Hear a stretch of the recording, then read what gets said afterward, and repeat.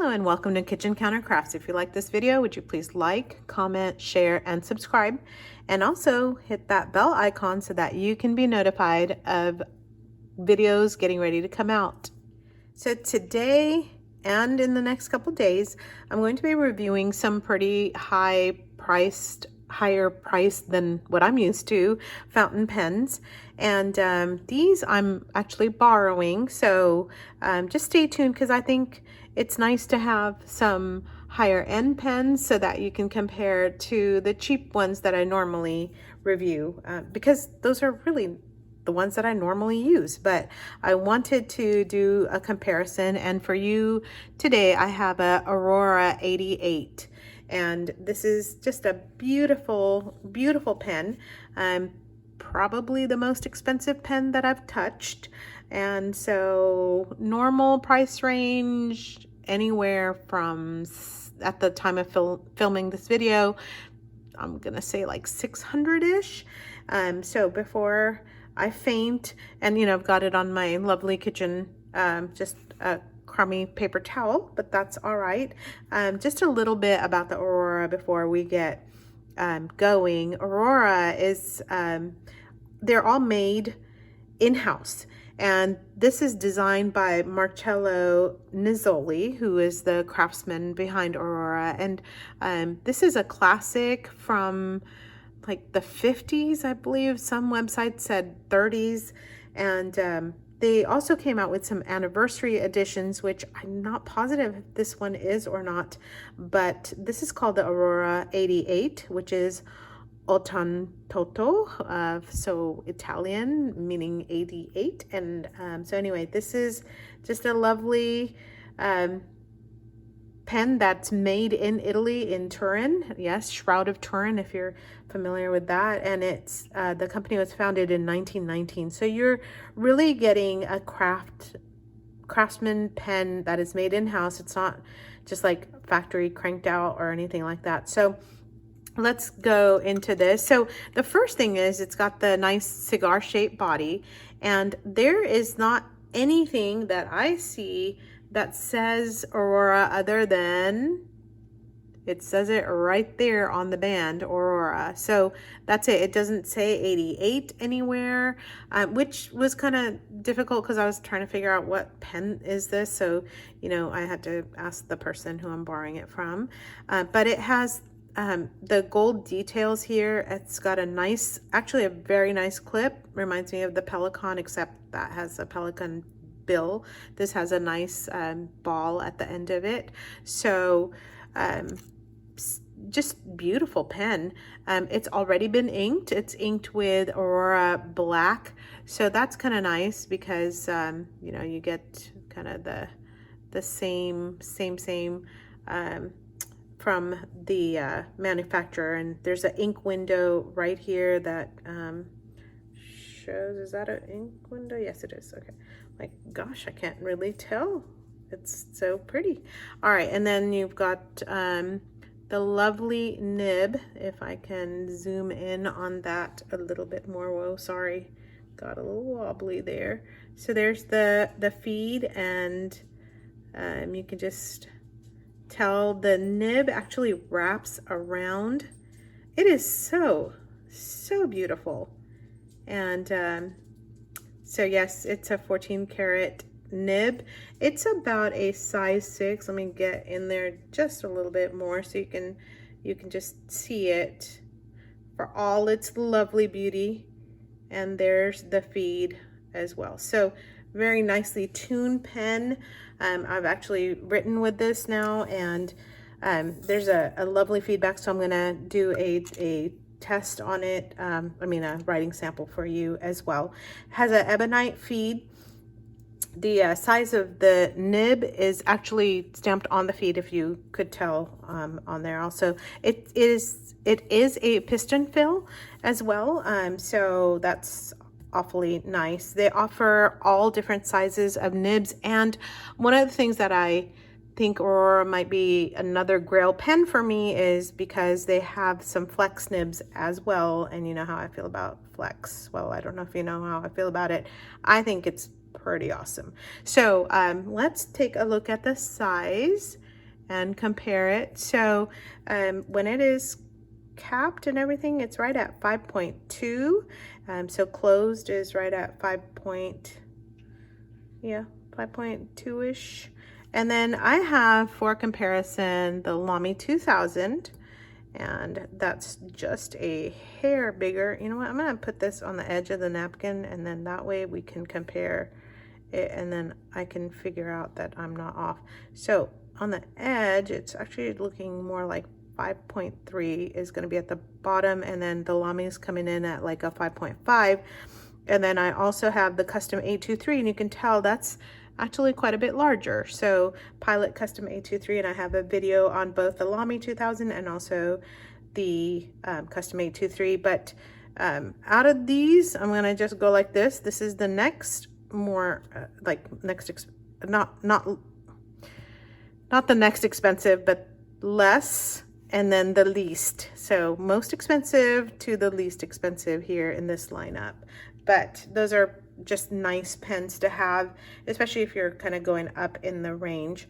So this one has been used for about 3.5-ish months continual use. It's really a nice balance in the hand, and you can actually post this. It comes out, I don't know what they have in the cap, but it's just super nice. It is, I have little hands, and it's not bad at all if it is posted on the end here. I actually don't mind it. I don't use it posted, but on this one, I don't mind it at all. By the way, if you want to know how big it is without the cap, so open is right at 5.1. So there's the specs for you there, and I'm just gonna scoot these guys out of the way so that I can do a check for you here. And this one again is on awful paper. This is just a cheapy old ledger kind of memo pad, and so expect it to be bad, but it's really the type of paper I kind of normally use.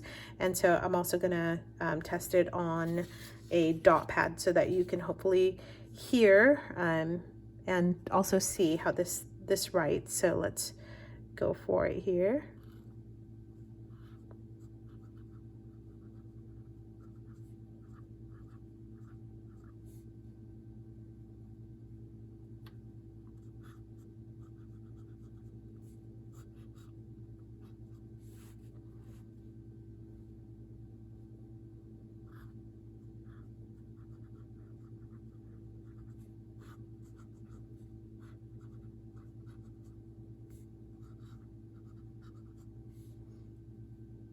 And then we'll do just a couple lines here.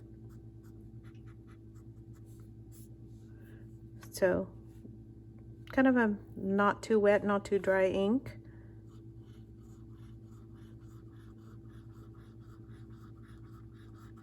I'm getting quite a bit of feedback. I don't know if you could hear it or not. And then I'm at the bottom of my paper here.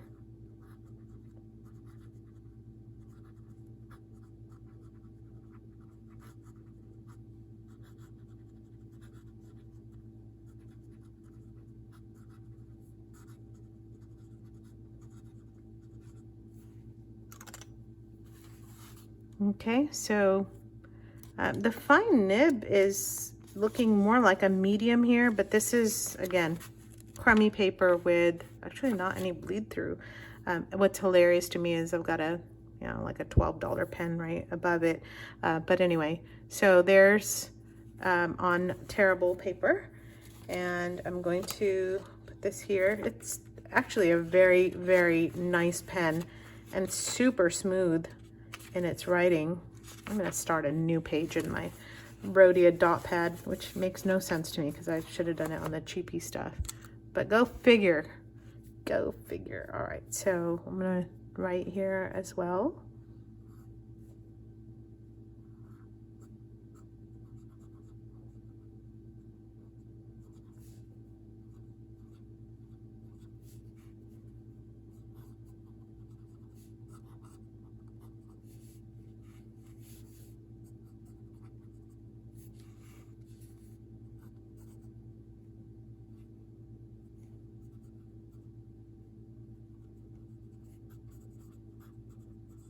almost wrote diamine because that's pretty much what I use.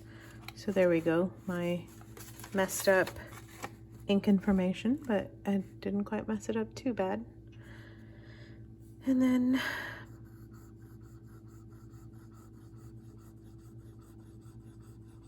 so it's smoother on this paper, which is to be expected. It's nicer paper, but still kind of like the fine is feeling like a pencil almost, and not any kind of skips or anything, especially when I was kind of zipping through the S's here, so, or the squiggles. So I'm gonna do a writing sample just so that we can also see it write in cursive and how well it keeps up.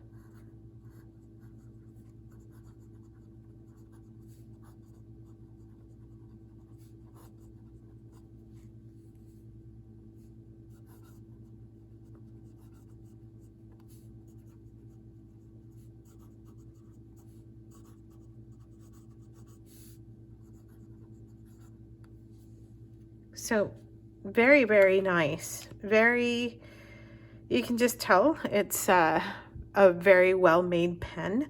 Like I said, kind of has a pencil-like feel to the writing.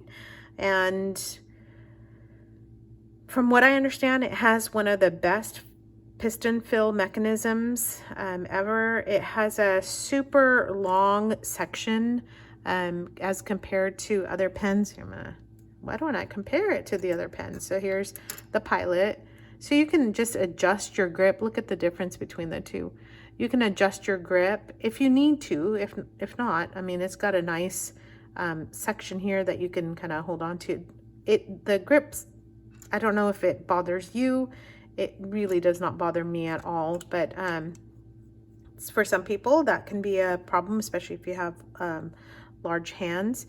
It also has a really cool thing. It has an extra fill reservoir. So if you're running out of ink, you can actually open this up and then have just a little, it'll give you that extra push that you need to just fill up whatever you're doing. So if you're like at a work meeting or you're at a conference and you're kind of getting close to ink, you don't have to freak out and worry about running out. So that's very nice. Now the negatives is that it's expensive. There are limited colors of this pen. I'm gonna get this one out. And then they do have like a really pretty, they have several like deeper, darker colors. Also, the person who owns it freaks out about fingerprints on here. Like, I don't know, it's not really an issue for me. I don't even see any, but he was saying to make sure that it was like, you know, cleaned up. Also, the posting will cause some light scratches on the surface of the pen, but I mean, it's just a gorgeous classic design. It's definitely one of those heirloom quality pens that you can pass on for sure. So if you have this pen, would you just jot down in the comments and tell me what you think of it? What are your top pens that you would compare it to? You know, I've been also looking at the Pelikan M800 as a Grail pen. If you own one of those, tell me what you think about that. Or if you have the Pilot 823, let me know what you think. Not just about the pen, but maybe also I would just welcome back any kind of feedback on the video as well. But I'd just love to hear your comments and your thoughts on spending that much money on a pen that is like this Aurora in my hands. So beautiful pen, lovely nib, love the feedback. I love it. I like the scratchy kind of sounds, but it writes like a beauty, as it should, for especially on that price point. But you know, I gotta say, that's kind of the nice thing. It doesn't disappoint. So anyway, if you have any questions or any comments, let me know. I'd love to hear from you. And I'm going to post the videos on Pilot 823 and the LAMY 2000 down below too, and let me know what you think. But stay tuned. I'm going to have a doozy of a pen coming up, which I'm going to be borrowing from my friend. And so stay tuned for that. And again, put the bell icon on so that you can be notified when there's new videos out. So until the next one, bye-bye.